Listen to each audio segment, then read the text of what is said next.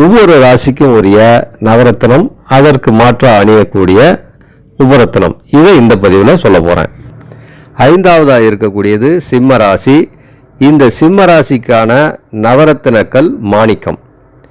இந்த மாணிக்கத்துக்கு மாற்றாக நம்ம உபரத்தினத்தில் ரெட் கார்னட், அந்த ரெட் கார்னட் அப்படிங்கிற உபரத்தினத்தை அணிஞ்சு மாணிக்கக்கல் அணியறதுனால கிடைக்கக்கூடிய பலனை நம்ம அடைய முடியும். ஆறாவதாக இருக்கக்கூடியது கன்னிராசி. இந்த கன்னிராசிக்குரிய நவரத்தினம் மரகதம்.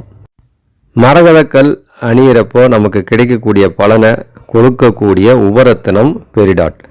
இந்த பெரிடாட்டை மரகதத்துக்கு பதிலாக நம்ம அணிஞ்சிக்கலாம், நல்ல பலன்கள் பெறலாம். ஏழாவதாக இருக்கக்கூடியது துலாம் ராசி.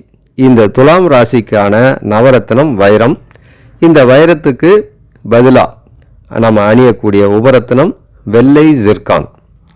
இந்த வெள்ளை ஜிர்கானை நம்ம அணியிறப்போ வைரத்தினால கிடைக்கக்கூடிய பலன் நமக்கு கிடைக்கும். எட்டாவதாக இருக்கக்கூடியது விருச்சிக ராசி. இந்த விருச்சிக ராசிக்கான நவரத்தினம் பவளம். இந்த பவளத்துக்கு பதிலாக நம்ம அணிந்து மிக சிறந்த பலன்களை பெறுறதுக்கு கார்னேலியன் அப்படிங்கிற உபரத்தினம் இருக்குது.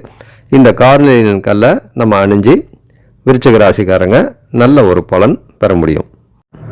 மற்ற ராசிகளுக்கான உபரத்தினங்கள் என்னென்ன அப்படிங்கிறது முழு விவரமான வீடியோவாக நம்ம ஸ்ரீநிலையம் சேலம் யூடியூப் சேனலில் இருக்குது. அதை பார்த்து முழு விவரம் தெரிஞ்சுக்குங்க. மிக்க நன்றி.